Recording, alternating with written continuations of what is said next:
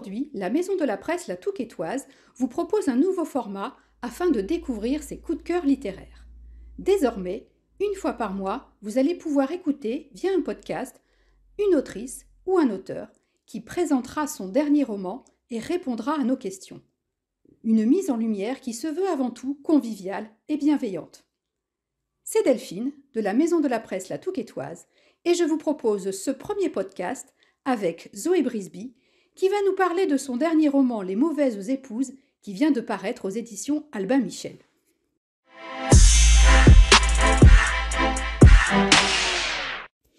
Zoé Brisby, bonjour. Je suis très heureuse de t'accueillir pour ce premier podcast.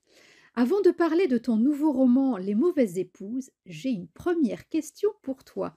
Comment gérer à la fois la sortie d'un nouveau roman et l'entrée fracassante dans ta vie des petits pieds, comme tu le dis si joliment?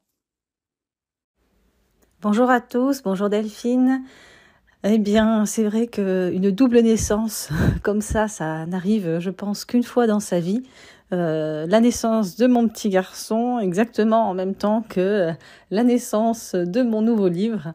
Je pense que l'année 2023 restera un tournant dans ma vie. Alors Zoé, on va passer aux choses sérieuses. Est-ce que tu peux te présenter en quelques mots? Je suis Zoé Brisby, je suis écrivaine. J'aime beaucoup ce mot parce que je trouve qu'il véhicule toute une part d'imaginaire. Donc je tiens beaucoup au terme d'écrivaine parce que ça fait partager des émotions, des idées, un idéal. Et donc j'ai l'impression d'être une partageuse d'imaginaire. Peux-tu nous présenter ton dernier roman, Les Mauvaises Épouses, qui est paru le 1er mars aux éditions Albin Michel?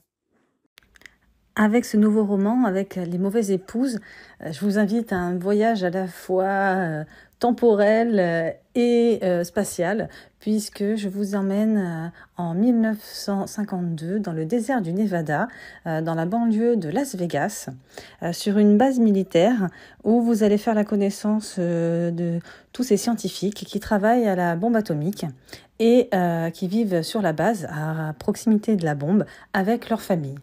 Et dans cette atmosphère très années 50, on découvrira que la bombe est vue et perçue comme une formidable attraction.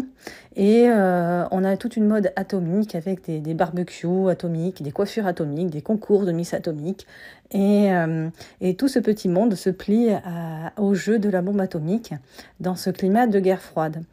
Et dans cette base, on a le quartier d'Artemisia Lane, où vit Summer, qui est la femme du chef scientifique de la base. Et elle, c'est l'épouse parfaite, c'est la jolie petite poupée, la jolie blonde en petite robe, toujours élégante, toujours parfaite, et qui organise les meilleurs barbecues atomiques. Mais elle sent que quelque chose ne va pas quand même dans cette atmosphère et qu'il y a peut-être quelque chose de toxique finalement et qu'ils ne vivent pas au paradis qu'ils semblent croire et peut-être que c'est une prison dorée. Et tout l'univers de Summer, la parfaite Summer, va voler en éclats avec l'arrivée d'une nouvelle bombe qui est la bombe Charlie. Et Charlie, c'est sa nouvelle voisine qui arrive en même temps que l'explosion de la bombe qui s'appelle Charlie. Et Charlie est totalement différente, elle est tout ce que Summer n'est pas. Elle est sensuelle, elle est autonome, elle revendique vraiment son indépendance et elle ne cherche pas du tout à entrer dans un moule. Et on va avoir la relation entre ces deux femmes parfaitement différentes, mais qui vont s'apporter l'une l'autre et qui vont révéler leurs secrets et puis bien sûr tout ce qui se passe autour de cette bombe atomique dans la base. Qu'est-ce qui a inspiré l'écriture de ce roman? C'est toujours difficile de revenir à la genèse d'un roman, de se souvenir en fait de ce qui nous a inspiré, ce qui a fait venir l'inspiration. Mais moi, je pense que pour ce roman-là, qui est vraiment très différent de mes romans précédents, je crois que tout est né en fait d'un road trip que j'ai fait dans l'Ouest américain avant le confinement. Et j'ai été très marquée par ces paysages, tout ce qui était Grand Canyon, Bryce Canyon, la vallée de la mort, Monument Valley. Et j'ai vraiment ressenti une atmosphère des lieux, comme si les lieux avaient une mémoire et qu'ils essayaient de nous la transmettre. Et c'était intéressant d'avoir une mémoire en dehors des hommes. Et j'ai vraiment été marquée par cette atmosphère-là. Et je pense que c'est resté dans un coin de ma tête. Et parallèlement à ça, moi je suis historienne de l'art de formation, donc forcément l'histoire m'interpelle. Je suis toujours à faire des recherches et j'adore les secrets de l'histoire, les mensonges de l'histoire. Et donc forcément ce côté bombe atomique avec des gens qui étaient envoyés juste à côté de la bombe, ou même cette candeur qu'on retrouve à l'époque des années 50. Moi j'adore cette époque des années 50, je suis vraiment nourrie aux films des années 50, que ce soit du Hitchcock ou Cary Grant, tout ça, j'adore. Et donc, je voulais baigner le lecteur dans cette atmosphère.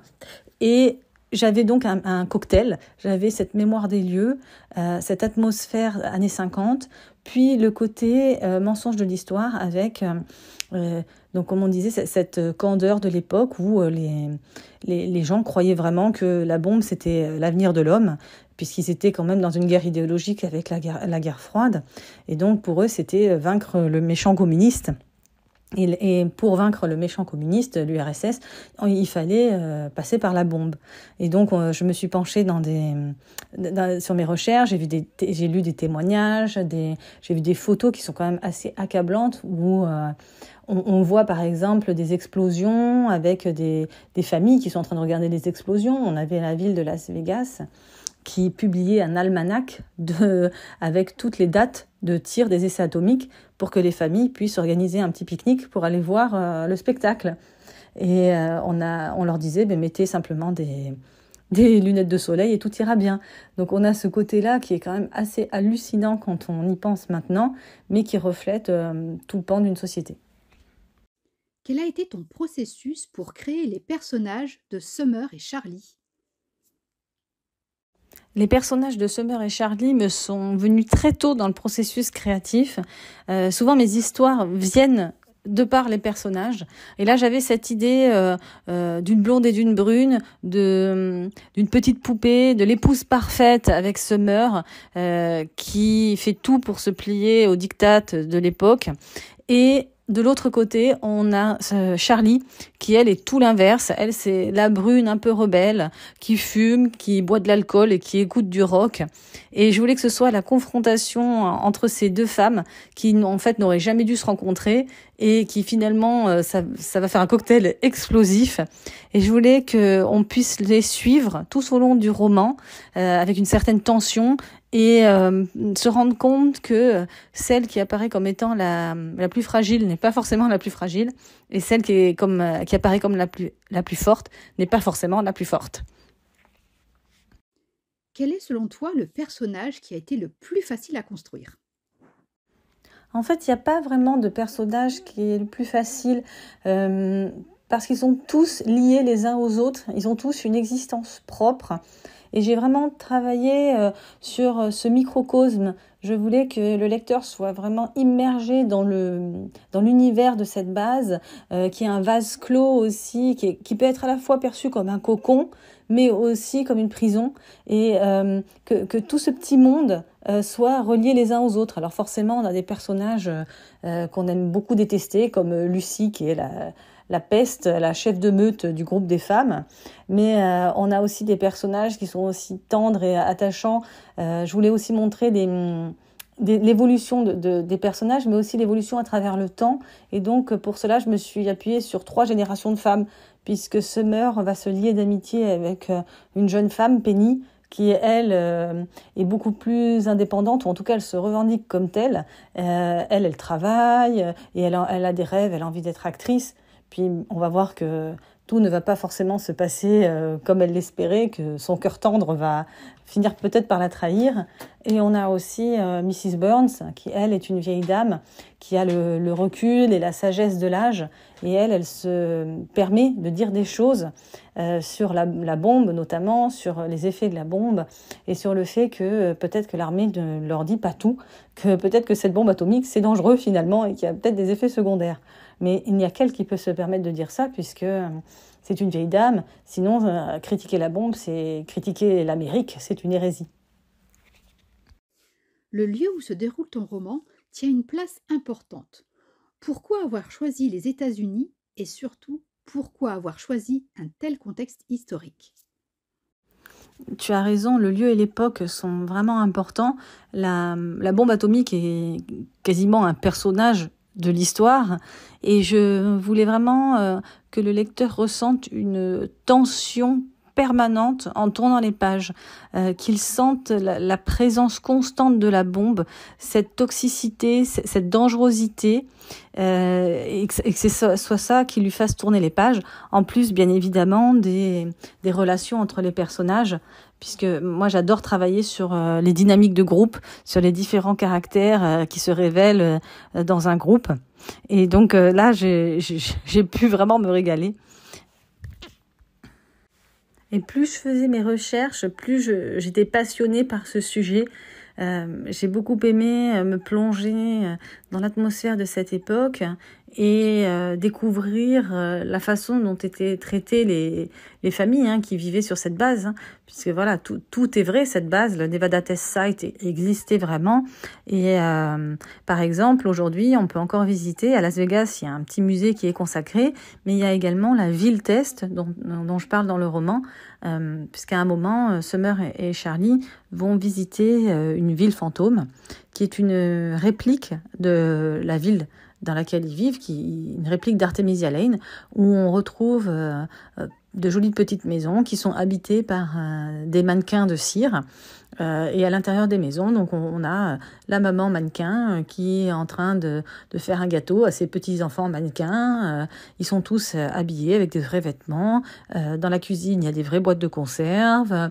Et dans le salon, on retrouve le papa mannequin en train de jouer aux cartes.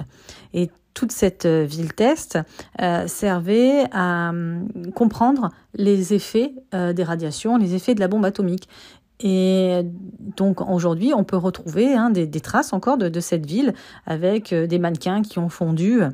Et ce qui est assez émouvant dans une scène, c'est donc quand Summer et Charlie vont visiter la ville test, Summer, elle se sent mal et elle dit à Charlie, mais regarde, en fait, ces mannequins, c'est nous.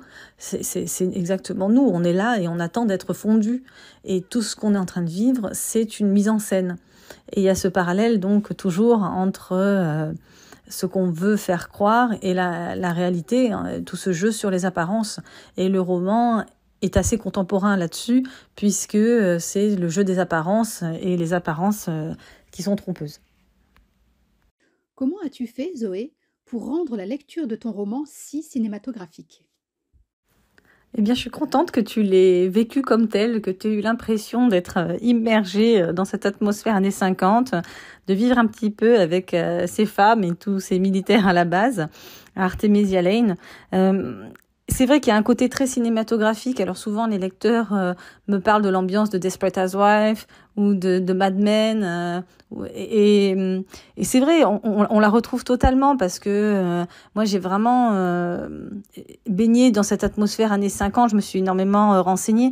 Toutes les marques, par exemple, de cosmétiques, tous les sujets de société évoqués, les sujets d'actualité, tout ça, c'est vraiment pointu, tout est véridique.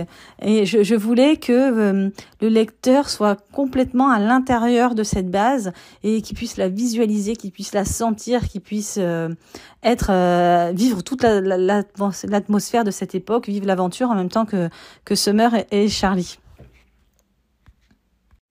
Quel est ton processus d'écriture, Zoé? Est-ce que tu as des rituels? Alors l'écriture de ce roman a été assez particulière puisque je l'ai écrit durant le confinement. Et en fait, c'était une période évidemment très particulière. Et pour moi, ça a été l'occasion peut-être d'une remise en question, mais aussi de me donner du temps pour réfléchir à ce que j'avais envie d'écrire, à l'histoire que j'avais envie d'écrire. Et comme là, on avait le temps, on était chez nous, puis l'atmosphère était assez anxiogène. Alors c'est peut-être ça aussi qui a concouru au fait de travailler sur la bombe atomique. J'avais cette histoire en tête, j'avais cette histoire que j'avais envie de raconter, mais qui était vraiment très différente de mes romans précédents, qui sont des comédies. Et j'ai eu envie d'écrire le roman que j'avais envie d'écrire, c'est-à-dire celui que j'avais envie de lire, sans penser forcément à la suite, sans penser à une publication. J'étais assez libre sur ce roman-là. Et puis j'étais plongée dans mes recherches. Donc j'ai eu une liberté de mouvement, une liberté de création pendant ce confinement. Et pendant que le monde se cachait derrière un masque, moi je me réfugiais dans le désert du Nevada avec Summer et Charlie. Et au final, ce qui était une période de privation de liberté, moi ça a été une période de liberté créative. Quel est le roman que tu as le plus aimé? Alors, je suis pas sûre de bien interpréter la question parce qu'elle peut être double. Le roman que j'ai le plus aimé dans ma bibliographie ou dans la littérature en général. Alors, dans le doute, je réponds aux deux questions. Dans ma bibliographie, on va dire, je pense que ce serait celui-là, c'est Les Mauvaises Épouses, parce qu'il constitue vraiment un virage dans mon écriture, puisque c'est une écriture qui est peut-être plus incisive, plus directe, plus profonde parfois, même si les autres romans évoquaient des thèmes profonds. Mais là, on est sur un thème intense et puis sur ce contexte historique qui est très différent et vraiment original. Et puis sinon, pour la littérature en général, moi, mon roman favori de tous les temps, c'est La Servante écarlate de Margaret Atwood, puisque je trouve que c'est un roman qui met en garde, alors qu'il a été écrit en 1985, et qui est vraiment futuriste. Et j'admire énormément Margaret Atwood pour cette vision de l'avenir, puisque quand je m'intéresse à l'histoire aussi, je trouve que c'est vraiment en comprenant son histoire qu'on peut analyser son présent. La personne ou la chose qui t'a inspiré le plus? Il est difficile de répondre à cette question. En fait, je pense que c'est plutôt un ensemble, un contexte qui m'a inspiré, puisque, comme on disait tout à l'heure, là, c'est la symbiose d'une atmosphère années 50 qu'on retrouve dans les films américains de ces années-là, mais c'est aussi le contexte historique avec les recherches que j'ai pu mener sur la bombe atomique, tout ça en fait.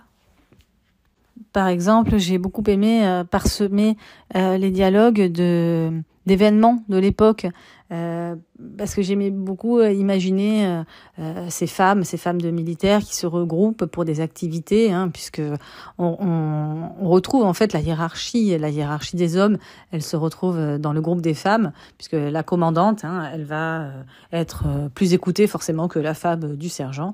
Et donc ces femmes, elles se retrouvent, elles occupent leur quotidien avec des petites activités. Donc ça va être le club de lecture, le club de marche, le club de ci, le club de ça. Et en fait, c'est surtout l'occasion de cancaner. Et puis l'absente a toujours tort. Et en général, l'absente, c'est Charlie qui fait beaucoup parler d'elle. Et dans ces réunions, elle parle forcément de sujets d'actualité, et ça peut aller de Nixon, qui n'était pas encore président à l'époque, mais qui commençait déjà à mentir et à s'excuser à la télé, jusqu'au concours de Miss Atomique, ou alors des marques comme Max Factor qui sort une nouvelle crème de beauté. Et tout ça, je trouvais que c'était passionnant de se plonger dans cette époque et de les faire parler à travers tous ces moments de vie. Peux-tu nous décrire pour toi qu'est-ce qu'une belle journée? Alors, avant la naissance de mon fils, j'aurais dit qu'une belle journée, c'était une journée où je commence par écrire quelques bons chapitres le matin, puis faire un peu de sport l'après-midi. Comme ça, j'ai l'impression d'avoir fait travailler le corps et l'esprit. Mais maintenant, je dirais qu'une bonne journée, c'est une journée qui commence après une nuit où j'aurai enfin réussi à dormir et à passer les nuits blanches. Mais en même temps, ces nuits blanches, elles sont assez utiles puisqu'elles me permettent de lire sur mon téléphone tous les bons retours que je peux voir sur Les Mauvaises Épouses, avec les lecteurs qui m'écrivent de très gentils mots, qui font de très belles chroniques sur Les Mauvaises Épouses. Et vraiment, ça me touche énormément, d'autant plus que cette année qui est un peu particulière, j'ai réduit ma participation au salon et aux dédicaces. Donc parfois, je me sens un petit peu éloignée du lecteur. Et donc ce lien, vous réussissez vraiment vraiment à le recréer à travers les réseaux sociaux, à travers les messages que vous m'envoyez. Et vraiment, ce bouche à oreille qui est en train de se créer autour des mauvaises épouses, que ce soit par les lecteurs ou par les libraires, ça me fait chaud au cœur. Donc, merci beaucoup. La question qu'on ne t'a jamais posée. Es-tu plutôt Summer ou plutôt Charlie ? Zoé, je te remercie de t'être prêtée au jeu des questions-réponses et je te laisse le petit mot de la fin. Merci à toi Delphine et merci à tous ceux qui nous ont écoutés.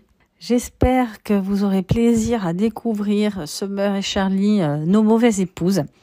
J'espère que vous passerez un très bon moment à Artemisia Lane, que vous aurez envie d'aller jouer un petit peu au casino à Las Vegas et que vous voyagerez avec elle dans le désert du Nevada.